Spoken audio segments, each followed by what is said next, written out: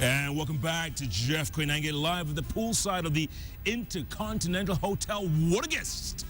We have with us tonight a 26 rated top 30 under 30 by Forbes magazine, but even more importantly, and here's a lesson for all of you out there, a man who faced so much depression, tried to commit suicide not once, not twice, 3 times. Listen up, anyone out there who's feeling depressed, this show is for you, and your tweets coming in thick and fast. Remember the handle, at Hesha De Silva, at Koinange Jeff, hashtag is JKL. Denode says, glued to JKL, can't even blink, inspiration galore. Kennedy Odhiambo says, from rags to riches. Gerald Ngacha says, great story, Hesha. Some of the things that happened to you were like the sharpenings of a pencil, meant to make you better. Yeah, absolutely. Incredible. Krista Cyrus says, wow, inspiring story, learning a lot, enjoying the show. Awesome. Nashad Shadi says, what an inspiration. Facing reality is the only way out. I am moved by your story, mister. Unbelievable. So, DSG is the name of your company? Yes. What is it? The De Silva Group. Well, we have 2 arms, a venture capital arm and then a social enterprise arm. So the venture capital side will invest in 10 businesses a year, maximum. These are mainly in farming. We have a billboard company in there. We have a record label in there. You and jazz and the rest of it. Yeah, MIS and we have a few things in there. You tend to forget, but they're all on the website. The agriculture part. The agriculture part is everything. What it's do you do? 95% of our portfolio. So we go into rural communities. We see what farmers are farming on their 2 acres, 3 acres, and what we try to do is get a community to farm the same thing. If you agree to do that with your land, we come in with the inputs. Everything. So fertilizer, soil analysis, the seeds, irrigation, everything. And then what we'll do is we'll buy the produce off the farm. For our export markets or for domestic. Yeah. And what are you farming? Everything. And we've got bananas in there. We have pineapples, tomatoes, onions, potatoes in Koinange, fish in Kisumu, timber in Mount Elgon, bananas in Somalia. There's a little bit of everything in there. But you're not actually buying land? No, never. I do not. I'm not hungry for land. Not like some of us, huh? Yeah, not like some of us. I have no desire to acquire large pieces of this country. What I want to do is get small-scale farmers who will forever be poor if they don't change the way they're doing things right now, to all farm in a uniform manner. Get them working together rather than competing and farming for subsistence.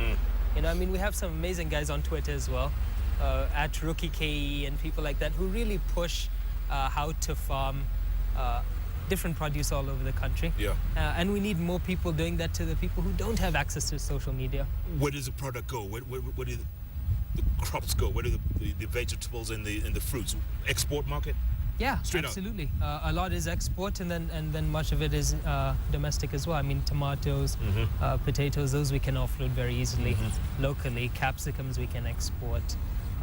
Bananas you can export and do domestically. Pineapples all export. Yeah. There's a little bit of everything in there. If someone has some land out there, I mean, how does one approach? How, like spare land? Yeah, so we get a lot of emails into our company, but we reply them all.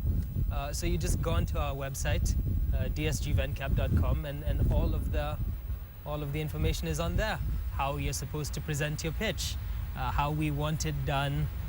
In Kenya, we have a lot of graduates who aren't sure how to present themselves, right? I mean, have no idea how to write a proper pitch.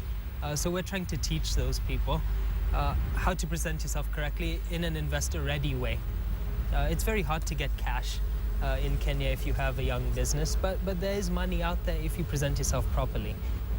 This SASA generation, XA, SA, or whatever we have over here, that needs to vanish. That texting culture cannot be present in a boardroom.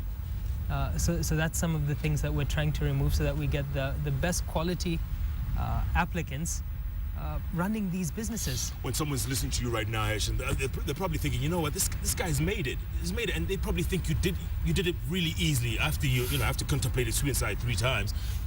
You've had it easy, but it's not easy, is it? If people knew how close you've been to being bankrupt.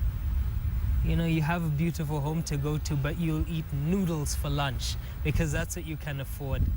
How far are you willing to go to make your business succeed? If you're not willing to be hungry, you'll always be in and about over there, right? But especially when you're young, and this is really to young people, or young at heart, however you want to define yourself, give it your all. Don't 50-50 your way through work. I'm up 5:15 in the morning. Emails go out around then, and you end the day at 11 at night, 6 days a week. There's no shortcut to succeeding. If you find yourself on social media and it's not earning you money or adding value to your life in a meaningful way, you need to cut some of these things that are taking up so much time, right? And I wish more young people knew that. Yeah, because there's a lot of idle people out there, When you're young, these are the best years of your life to work. You don't want to be working when you're old trying to catch up to where you should have been, right? Put everything in today. Don't make excuses for yourself. I hate excuses. And there's a lot of people with excuses out there. Far too many. I don't have the capital. That's the number one. Then I come from a humble background and this didn't work out so well for me. You know what? Life is what you're given, right? You're born poor, but it's your fault if you die poor. That quote that everyone throws around, I think it's a little harsh.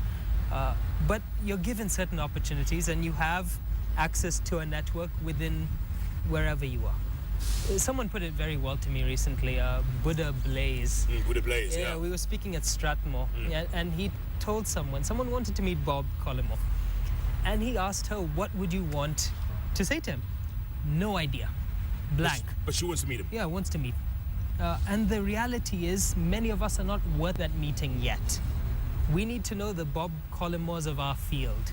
So if it's that guy who's selling a lot of phones at the shop down the street, or if it's that kiosk that's doing quite a lot of turnover on something, you learn from the person around you and you build yourself up. Don't think that you can escalate straight to the top when there's plenty of learning that you can do around you. Never think that you're at the pinnacle of your existence, right? Absolutely. Be as open to learning as possible, and that's something important. That's great advice, Hesh. That's really good advice. Obviously, do you still get depressed? I think if you fall asleep anxious and worried and whatnot, you haven't done something right in the day. But there are these blogs and things that people write about you, and that affected me a bit because these are people who have never met me. And now you have a very strong opinion on my life. So that made me upset. And I'm very lucky to have amazing mentors in my life. Dr. Manu Chandaria. And he said, as humans, it is our duty not to hurt people. You wouldn't stab someone, you wouldn't cut off someone's head in the same way you wouldn't affect them with your words. And if you do affect them with your words, you go home and you say you're very sorry for it, for what you've done, because that's not the way a human should behave. If you're going to criticize someone, do it constructively. Show them how they should improve themselves.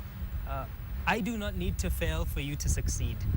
That attitude is very important because we have this feeling that we have to tear other people down in order for ourselves to be built up. There's a phrase for that. It's called PhD syndrome. Pull him or her down. Yeah. And it's big, not only in Kenya, but all over the world.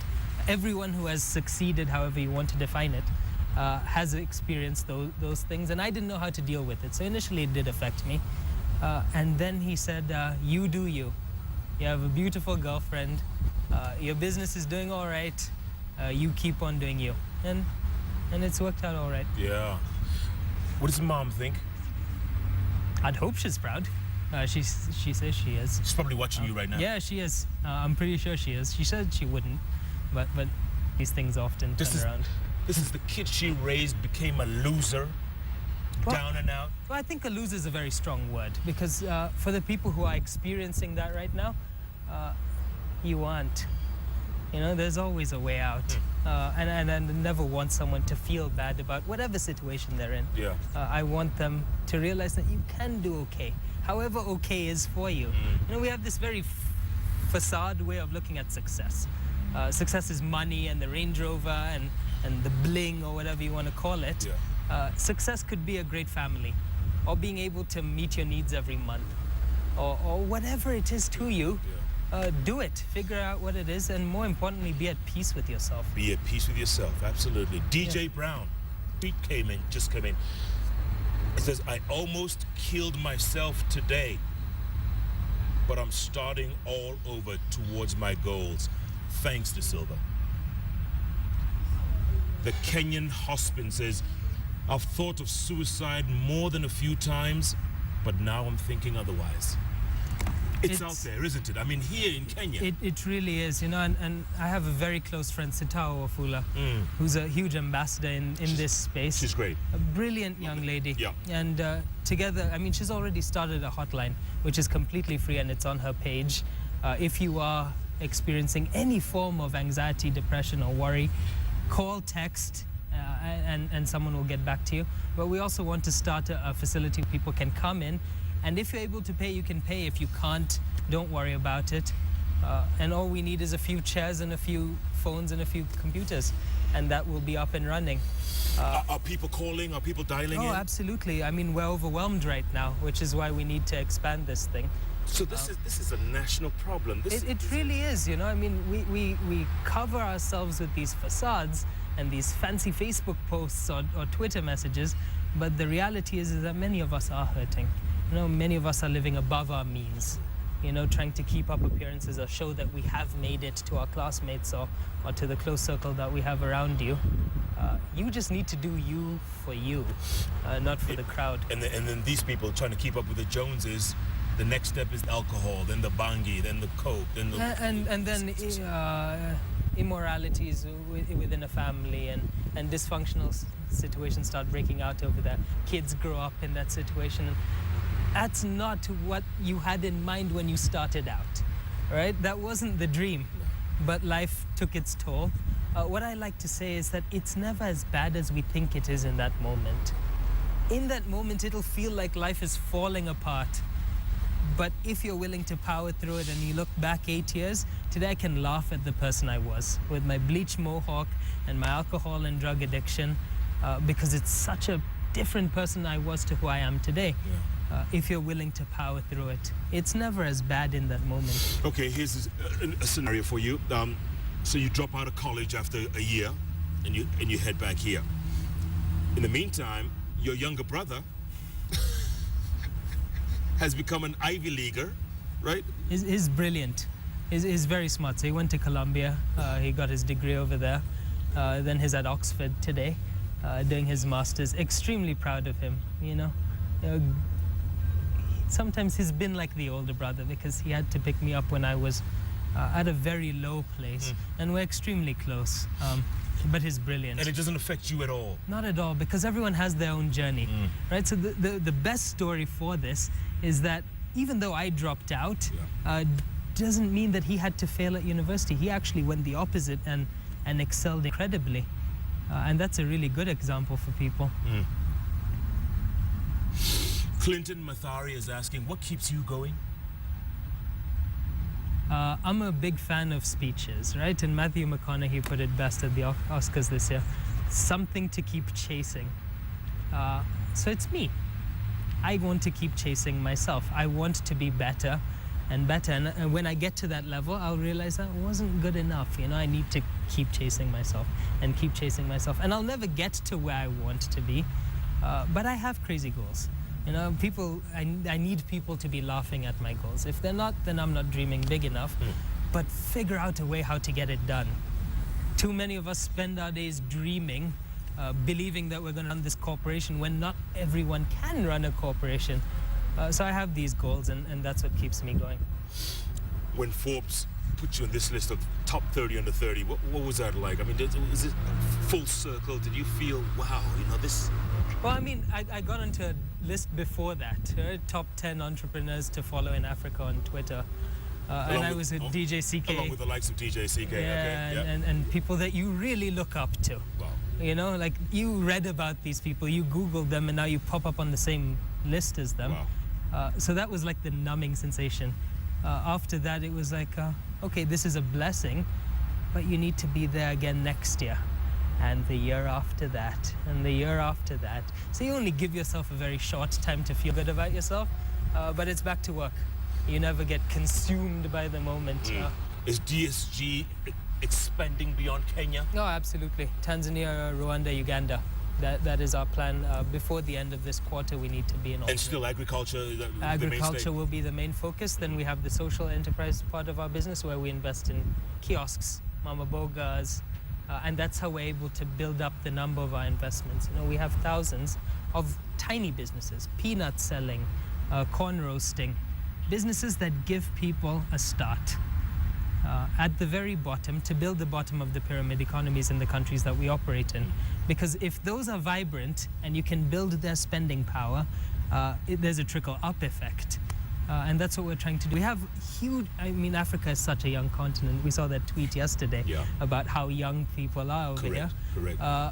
And there's not enough jobs for all of these people. So it doesn't matter. I mean, government today in Kenya employs, what, 800, 900,000 people. Yep. Private sector employs 1.7 odd million people. But we have 20 odd thousand graduates every year coming out. We have many others who are looking for jobs. There are not enough jobs for everyone. So they say not everyone can be an entrepreneur, and that is true. But everyone has something that they're passionate about. And if you can figure out that way to make that passion make money for you, you're onto something. And what we try to tell people is that there's nothing wrong with a small business. A business that employs 2 or 3 people and can grow and pay those people well. That's how Malaysia and Singapore overtook the hell out of us by encouraging the growth of SMEs. And that's what we need to be doing over here. You think everything that's happened to you, you think it was meant to be? Absolutely. Yeah. I mean, I've still not been in a business class or a finance class or any of those things. And now you get to sit on panels talking about the future of Africa. And it is so surreal. And that's when you realize it all goes back to him. My faith is very important to me. I'm glad you mentioned that, because on your chest is a tattoo. And like Apollo, if you could just zoom into this picture. I have to do this? You have to show this tattoo. There's a microphone in here. It's okay. Slip it down. We have to see this tattoo. I mean, it's... Oh, there we go. What is that? Psalm 32 verse 8 and a dove. And my 2 crosses over here. Everything goes back to my God. And what does Psalm 32:8 say? I'm going to paraphrase this. It's basically, I will walk beside you. I will shine a light before your path. And I will teach you what you do not know. You're never alone. No matter how bad it is, you're never alone. And it's incredible. This is a guy who attempted suicide 3 times. You strongly feel that? Yeah, truly. And the best part of it is that... Oh, thanks for that. Sure. The best part of it is that I still haven't been to any of these classes. And I'm in a very math and accounting and finance oriented world today. And today you can hold your own with some pretty brilliant people. And Google is your teacher. Do you know the senator from someplace? I forget. Kip Chumba Murkomen? Yes. You know Kip? Well, I don't know him personally. What's the issue? Elgeo Marakwet. Okay. Elgeo. Sorry, Kip. I forgot. So, Kip, senator, says, Heshan has the right philosophy about life. He has the most refreshing perspectives about living right. Wow. That's very kind, you know. I needed to go through the really crappy moments to get to this. And that's what anyone who is in those moments needs to realize. Yeah. I mean, we can't all have this kumbaya attitude that everyone's going to succeed and hope till the cows come home and all of that good stuff. But you have to cling on to something. You need to know that tomorrow will be better. And you have to work hard. That's the bottom line. You work hard and smart. You know, too many of us think we're working hard, but we're not working as smart as we should. We spend time in queues when that isn't part of the bigger picture. We need to be working on that. Yeah. So, I want to take a break, Hesh, and come back and talk about... You've been tweeting a lot about Salty Soul this week, man. I mean, those are your guys, Absolutely. Huh? Those are your guys. My brothers. They've done well, man. They've done well. We've got to talk about that a bit. And also, I mean, I'm sure millions of people watching us right now, and I do mean millions. I'm kidding. All three of you. They want to know how you met that lovely young lady, man. Yeah. They want to know. That story. That's a great story. It's a great story. Is. You had 2,000 shillings in your pocket. Yeah. 2,000 bob in one wallet, and she's still with me. Now he's with a cool bee. How about that? But it's all about hard work. There are no shortcuts in life. And yes, you may be feeling depressed about everything and everyone, but there is hope, folks. Listen to Hesha De Silva's story. If this doesn't inspire you, well, you know what? I don't know what will. But keep watching. JKL at Hesha De Silva at Koinange Jeff. The hashtag is JKL. Keep your tweets coming. Keep it. Let's keep talking. That's what it's all about, folks. Let's keep uplifting this incredible nation of ours. Thanks to one 26-year-old multi-millionaire, soon to be billionaire, Kenyan, Hesha De Silva. JKL takes a break. We'll be back in a moment.